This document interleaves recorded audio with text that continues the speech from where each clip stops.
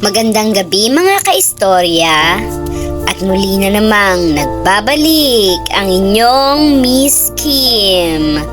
And now it's time for Miss Kim Love Stories Secret Files.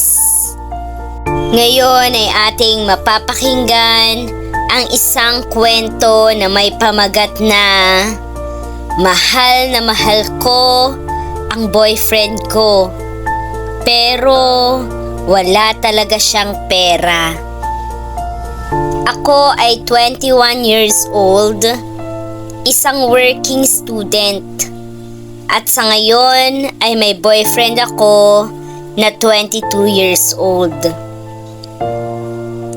Ayokong sabihin kung ilang taon na kami, pero sabihin na lang nating umabot na sa punto na hindi na ito basta-bastang ligawan lang. Matagal na at marami na kaming pinagdaanan. Sa totoo lang, mahal na mahal ko siya. Sobrang bait niya, mabuting tao, matalino, at higit sa lahat, napaka-pogi niya.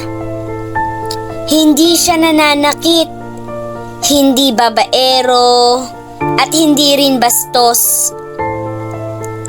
Pero kahit gaano pa kabuti ang ugali ng isang tao, may mga bagay pa ring pwedeng maging dahilan para mapagod ka sa isang relasyon.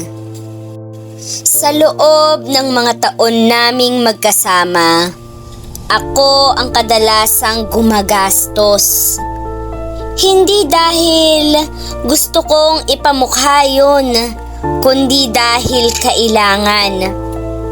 Hindi niya ako pinipilit, hindi niya hinihingi, pero alam ko, nararamdaman niya ang bigat ng sarili niyang sitwasyon. Galing siya sa middle class family, pero noong malapit na siyang graduate, unti-unting bumaba ang estado ng buhay nila. Ngayon, halos freelancing lang ang inaasahan niya. At madalas, hindi rin stable ang kita. Wala siyang regular job. Wala siyang ipon. Wala rin siyang masyadong maibigay sa akin o kahit sa sarili niya. Sa kabilang banda, ako ay nagtatrabaho habang nag-aaral. Galing ako sa mas maayos na pamilya, kaya kahit papaano, nakakaraos ako. At dahil may kaya ang pamilya ko, madalas ko rin na sinasalo ang gastusin naming dalawa. Grocery, ako. Kuryente, ako. Ulam, ako. Paminsan-minsan siya, pero kadalasan ako. Dati, iniisip ko na okay lang, kaya ko naman. Mahal ko siya eh. Pero habang tumatagal, hindi ko maiwasang mapagod. Hindi ko rin maiwasang mainggit. Ang babaw man pakinggan, pero naiinggit ako sa mga kaibigan kong sinosorpresa ng mga boyfriend nila. Naiinggit ako sa simpleng bouquet ng bulaklak, sa mga love letters, sa mga date nights na hindi kailangang ako ang magbayad. Naiinggit ako sa effort na kahit hindi mahal ay ramdam. Hindi ako demanding.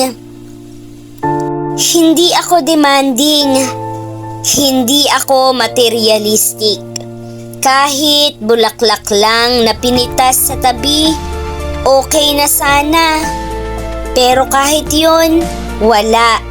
Lagi niyang inuuna ang praktikal. Pagkain muna, grocery muna, kuryente muna. Gets ko naman. Mas importante ang mga yun. Pero minsan, gusto ko lang maramdaman na babae ako. Na ako yung inaalagaan. Na ako yung pinapaligaya kahit sa munting bagay. Minsan iniisip ko, ako ba ang lalaki sa relasyon na to? Ako lagi ang tagasalo. Ako ang provider. Ako ang sandalan. Pero kapag ako ang nanghihina, bihira siyang maging sapat na sandalan. Hindi niya kasalanan na wala siyang pera. Pero hindi ko rin kasalanan na napapagod na ako. Ayokong hiwalayan siya. Hindi ko alam kung kaya ko.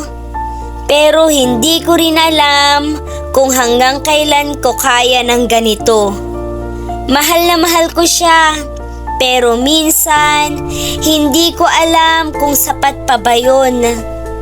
Kaya gusto kong itanong, may mga naka-experience na ba ng ganitong klaseng relasyon?